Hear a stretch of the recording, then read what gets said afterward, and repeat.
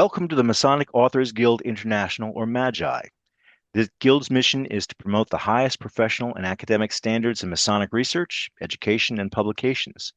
To further the guild's mission and to reach a wider audience through its podcast journal, MAGI is pleased to partner with a sister historical organization, the Masonic Library Museum Association of North America, also known as the MLMA.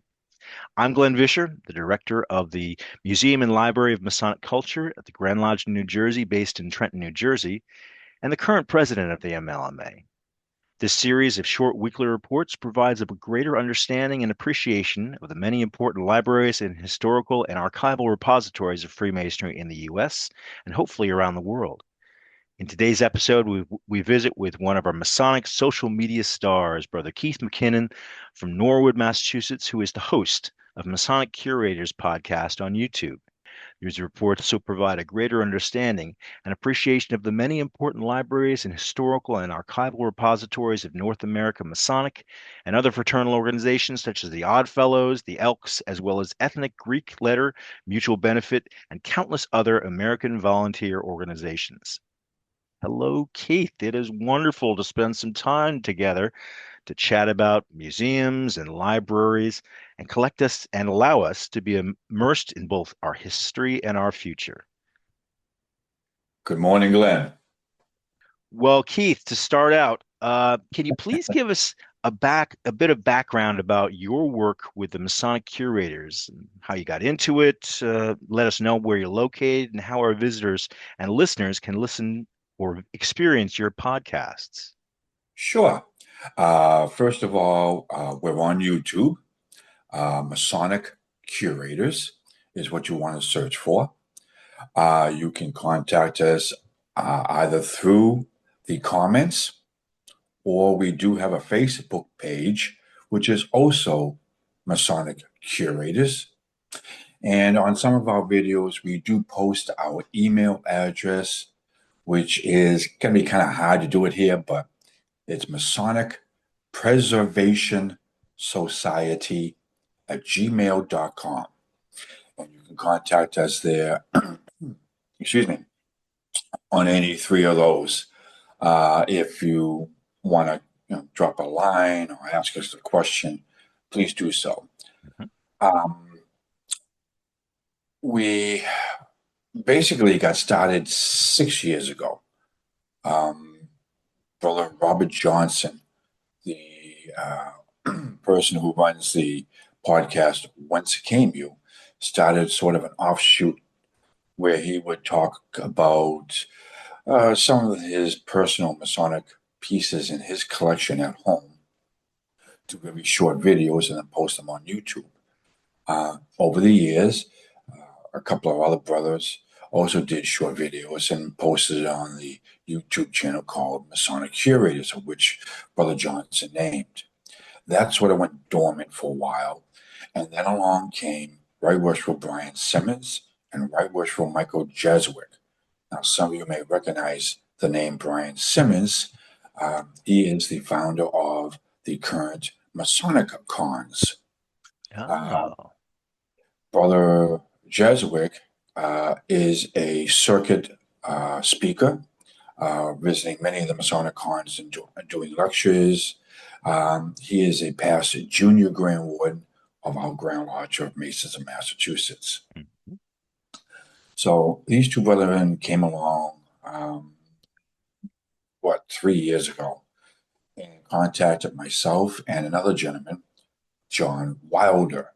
John was at the time, and still is, the historian and curator at Aleppo Shrine in Wilmington, Massachusetts, and was recently appointed historian of our Grand Commandery of Massachusetts and Rhode Island. Mhm.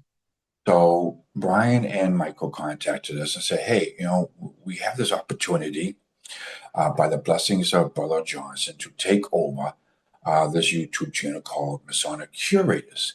And we could do like little videos. And they said, we know you and John love Masonic artifacts, love Mhm. Masonic history.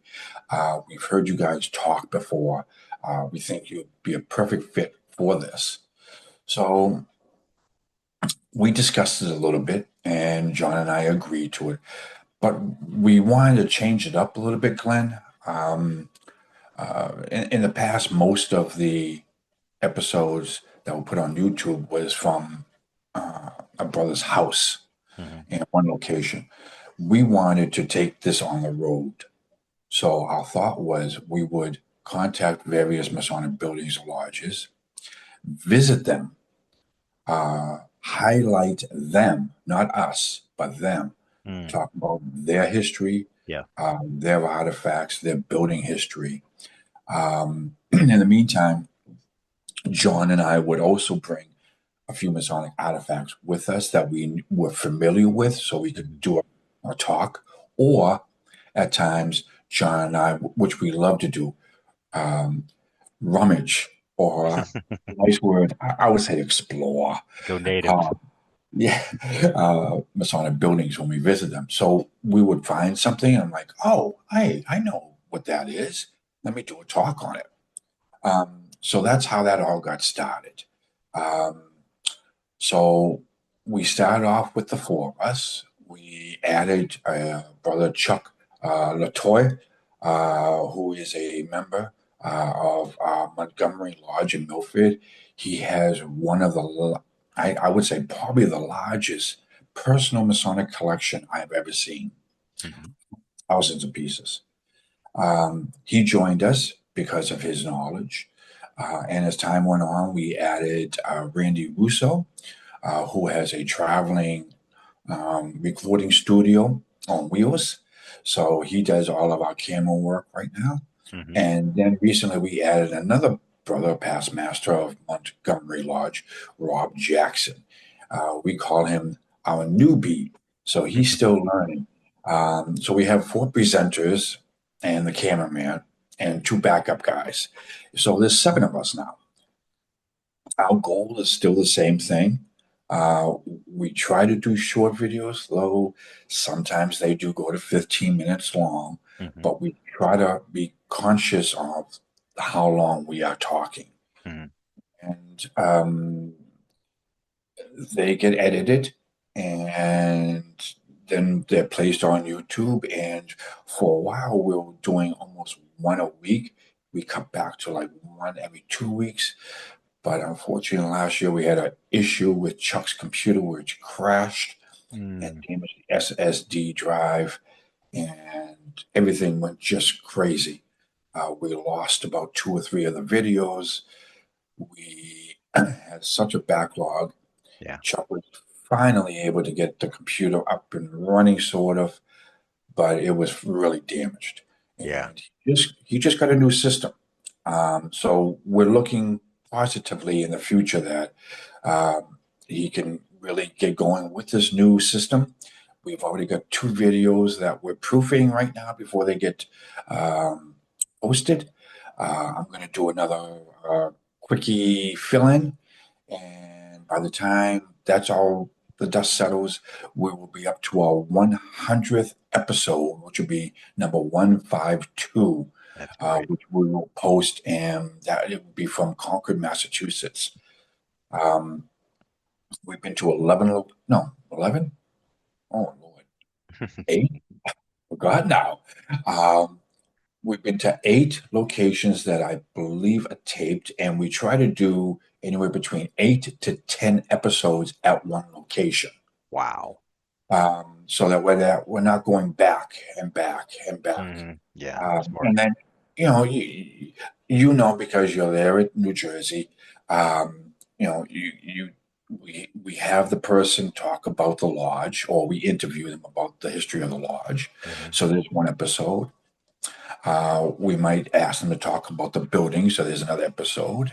Maybe one or two or three of the artifacts that he feels is important to his building or to his lodge. And Hmm. then John and I, or Chuck or Rob will talk on a number of items. So, you know, when you think 8 or 10, that's a lot. Really, once you get going and you get all the different speakers in, it goes pretty fast. We Yeah.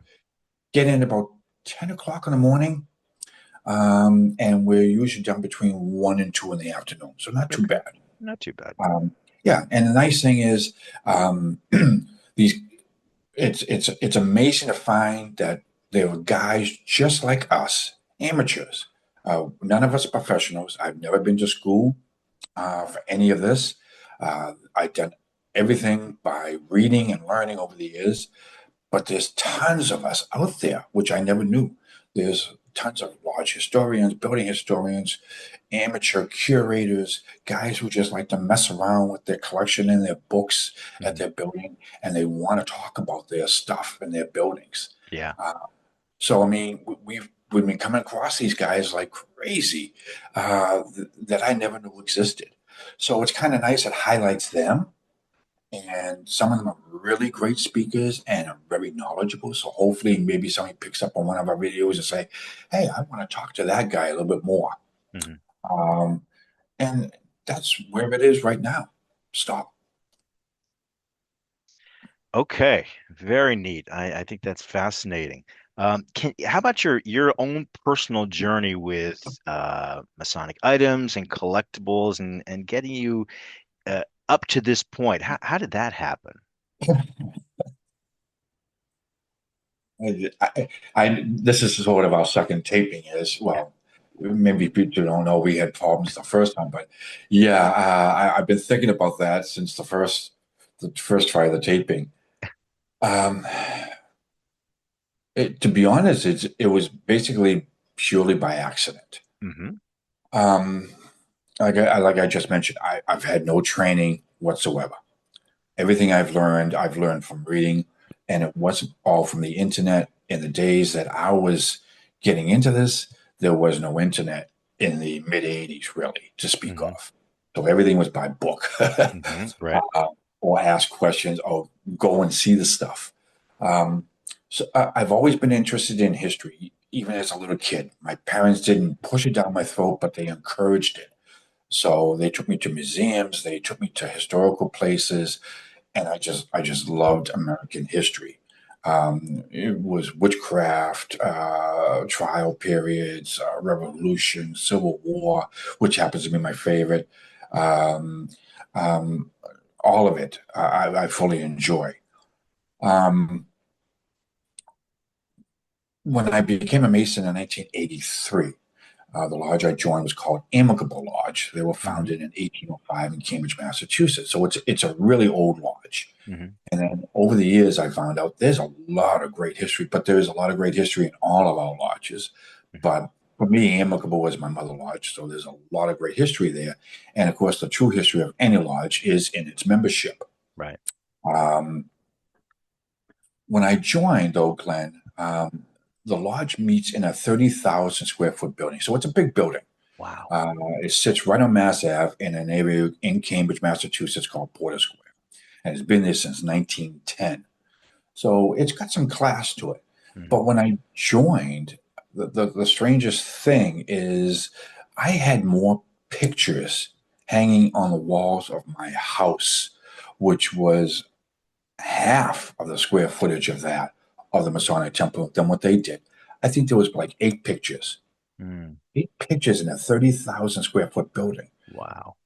So there wasn't much history to look at.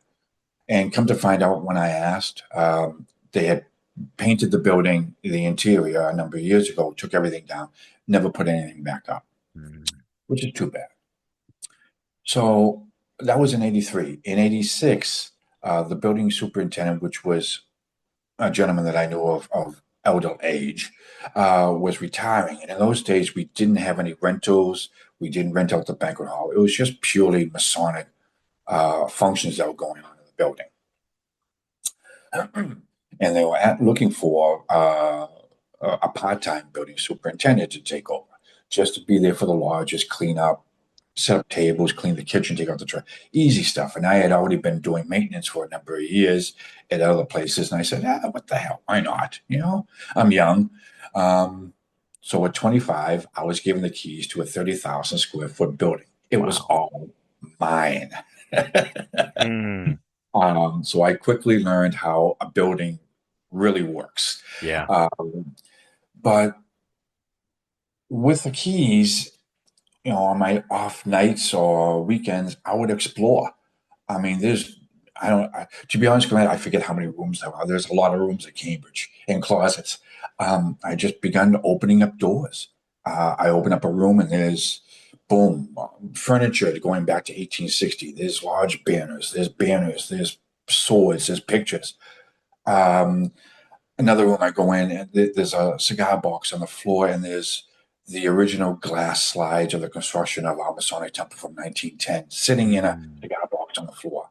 yeah. Open up another room, storage underneath the balcony, hundreds and hundreds of frame photographs, prints, paintings, you name it, was in there. And I just started pulling everything out, cleaning it, and over the next couple of years, started to rehang everything on the walls.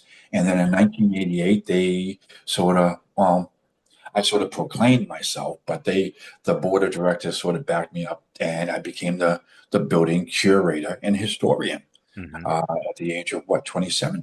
Wow. And so, like I said, in those days, the internet was not like what it is today, and so I tried to find everything I could on the histories of the various Masonic lodges of bodies that once met at Cambridge to familiarize myself with. Oh, so that picture was donated then. This gavel was donated by then. So if I found something, I knew what it was and who gave it.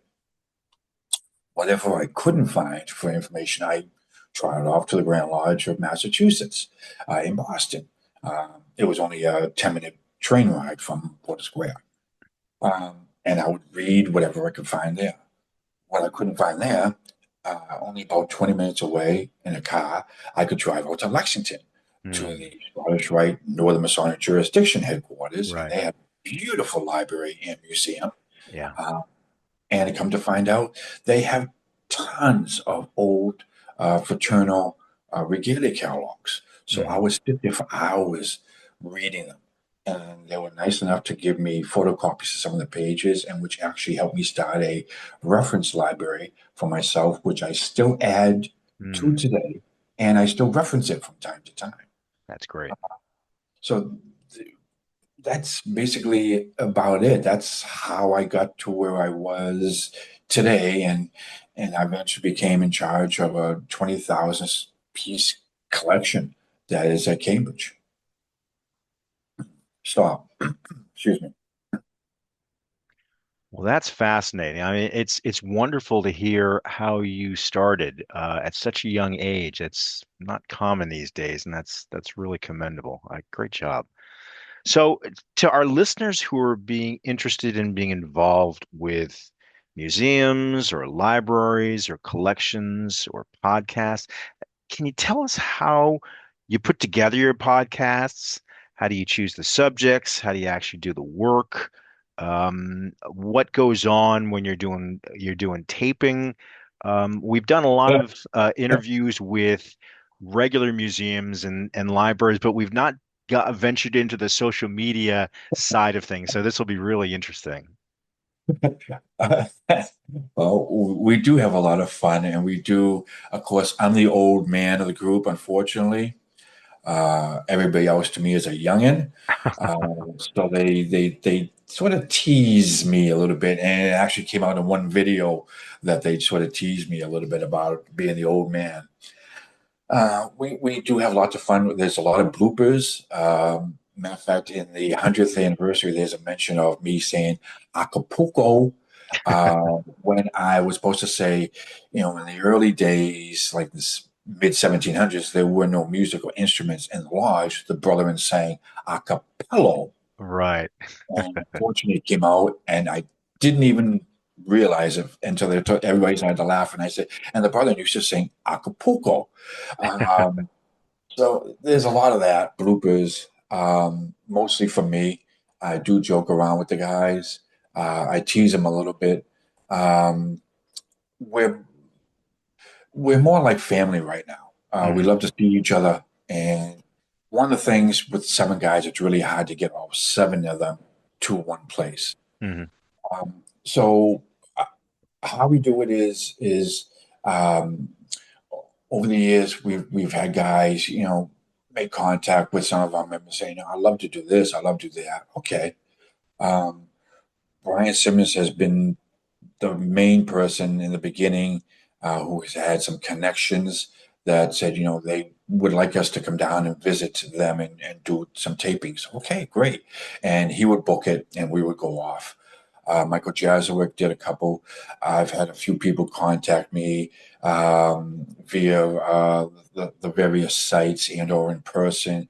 And so we would set it up tentatively on a schedule. We try to do it on a Sunday morning so it doesn't interfere with any Masonic function whatsoever for either the lodge or any of the Masonic bodies or the building itself. Um, we try to get in about 10 o'clock in the morning and try to get out by 2-ish. Hmm. So it's not a really long day. And since we have 7 guys, we have one guy down in Rhode Island that Mm. travels up. We have one guy in Milford, Massachusetts. We have one guy in Ludlow, Massachusetts. We have one guy in Chicopee. We have another one in Attleboro and another one in Haverhill. So, and I'm in Watertown. So, we got to look at um, travel time for us. So right now Hmm. we've done a lot of in Massachusetts and a couple in Rhode Island. So you got to also look at, your travel distance from your location to the place. It's kind of hard to go 100 miles, and you got to figure, then you got to put the time in for the taping and stuff. Yeah. That's a long day. Yeah. That's a long day. And especially us for being volunteers, we don't get paid for anything, not our gas, nothing. Right. So um, that's how that comes about on the I wouldn't say auditions, but the appointments. We do have a gentleman who's interested in having us come this summer out to Shrewsbury, Massachusetts, and do a video. So that's kind of booked in the future. Hmm. Um, um, when we get there, of course, we familiarize ourselves with um, the surroundings, um, see how the sound is, the lighting is. Uh, we talk to the individual who is going to be the host because each place that we go to, they're the host, not us. Hmm. Um, so we talk to the person who is going to be maybe doing the main talking, and we explain to them, we can interview you, or we can just let you go off and Hmm. do your own thing. Uh, we try to tell them, we try to keep it within 8 minutes or less on an episode. So try to watch the clock as you're talking. Hmm. John and I and the others will bring items with us Hmm. in case we don't find anything. So that's something to think about. You know, you might not have something always at that building that you go to that you're going to be comfortable Right. talking about. So you don't want to come off and say, this a smartphone. So you want to roll with it. Yeah. So familiarize yourself with the item that you're bringing. Hmm. And I try to, on my way there, do a little presentation in the car. Right. Right. So when I get there, I'm rolling a little bit. Yeah, my tongue sort of gets in the way sometimes. Trip over it, but you go with it. That's why there's editing. At first, we were doing a laptop and a camera and a light. Now Randy has this huge box he brings in. Hmm. You could do that, just a well, you do it on your phone, I guess, right? Yeah. Yeah. Hmm. Yep. You could do it on a laptop. Michael brought a laptop in, hooked up with a camera and one of those, I don't know, circle lights. I don't know what the hell they're called, but Yeah. this, and he had a little mic. That's how we did the majority of the beginnings. And yeah, we did have some audio issues. You also got to take into effect, which we didn't in the beginning, the rooms. Yeah. Room, your equipment can be the best of the best, but when you get into a room, like we did Warren, Massachusetts, it was empty. Yeah. The echoing was unbelievable, and it didn't come out as we were taping. It came out during the editing process, Yeah. and it sounded like I was in a fish tank. Cambridge, big room, great for acoustics, but unfortunately, it was in the summertime, and we had the ceiling fans on. Right. So that actually, believe it or not, deadened the sound. So you got to take all these into effect. The lighting comes into play. You may think that when you're taping, this is great lighting, but once you put it on I'm going to say on film, Right. it doesn't come out that way. Familiarize yourself with the building or with the lodge a little bit, Yeah. and make the host person a little bit comfortable when Yeah. they're talking. Because some of these guys have never done this before. Right. Uh, then you can see it sometimes. They shake a little bit Yeah. when they talk. So, they might be past masters and they're probably used to talking to other people, but in front of a camera, it's a little bit different. Yeah. Um, and, come up with different topics. Like when we're down in Chepachet, Rhode Island, I had two individuals that I really wanted to talk about the oldest Masonic building in the United States, and that's in, I consider, Newport, Rhode Island, Hmm. which the Cornerstone were placed in 1757. Hmm. Um, and there was two brethren there that day that had been to the building. So I really, really wanted to do this video because the building no longer exists as a Masonic temple. It stopped Hmm. 30, Right. 30 years ago, and it's condos now. So, take advantage of who you have in the room at the Yeah. time. And Yeah. if you have to ad-lib a little bit, then do so. Yeah. Um, Also, get yourself ready for pictures or anything else that you might need well in advance. If you're going to talk about a sword, find some pictures of a sword that you're Hmm. going to talk about, Yeah. and add that in to the video. Basic thing is just be yourself. Yeah. I swear. The guys don't like that. It doesn't come out of the tapes, but I'm a Cambridge boy through and through, and so the words come out. I try to roll and relax with it, and I Yeah. think that's the main thing. It's just roll and relax with it. Yeah. Yeah. And I encourage others to do this because I never knew this, Glenn. There's so many of us out there Hmm. who love the history and Yeah. know the history. And, even though our grand jurisdictions have publications, a lot of these guys don't get into them. Yeah. And they're just out there. And it's like, what a waste of talent and knowledge. And that's why I always talk about the little portion of the beehive in Hmm. some of my episodes to, you know, don't be a drone in the hive of nature or a useless member of society. Give Hmm. back. And these Yeah. guys are doing that. They're That's doing great. that. And I'm finding a lot of the younger guys are now getting more interested in it, which is good. That's great. That's Well, great. End of part one. Tune in next week for part two of Glenn Vischer's interview with Keith Mackinnon.